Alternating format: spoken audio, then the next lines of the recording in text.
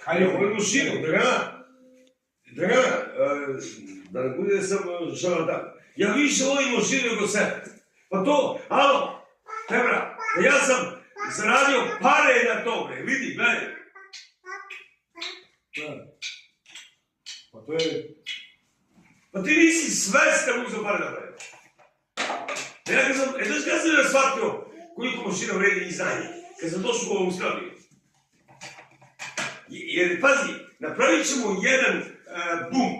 Ja ću pričati o mom životu, a moj brat se pušta Bonnier. Ja ću pričati o Australiji, o Francuskoj, o Pragu, o sebi ću da pričam. Razumiješ mi? I reklamu ću praviti, jer svi mi kažu, svi ljudi koji su normalni, da mi leži reklamu. A ja reklamu ću pravim da prodam robu. Ja pravim reklamu da mi vidi sice iz lipe, da mi vidi racino ili šta ja znam, da mi vidi neki zbljivko. Ne treba reklamu za posao, ja moram iskati. Ja ne dolazim kod tebe ovdje, da vidim tebe, dolazim i da se posao, da radimo. Ništa govori. Čak ja nisam govno, ja nisam čepa. Ja nisam čepa da kaže moj brat, ja ga zovem, on kaže, budiš me, ja te budim. Ja budim mog druga. Kad bi moj čega rekao za to zove? Kao?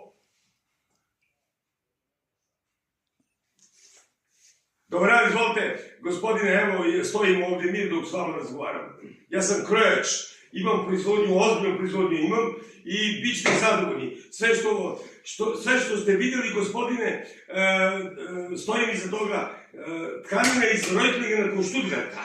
Ja proizvodim prsluke, pantalone, tregeri, pantalone i pantalone do pojasa. Odakle zovete, gospodine?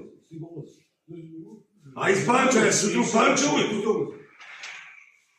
Znate gdje je Beo konj u Pančevu? Buvljak u Pančevu.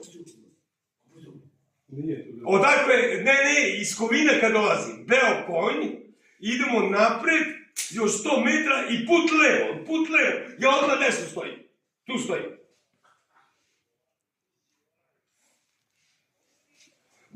Ovo nije normalno, to sam ja, gospodine. Gospodine, sad me je zvao čovjek iz Maribora, i moj, kaži, izvolite. I imam, gospodine, koliko vam treba? Ajde, pišemo, gospodine.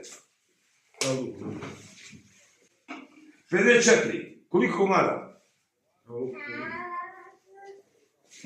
I imam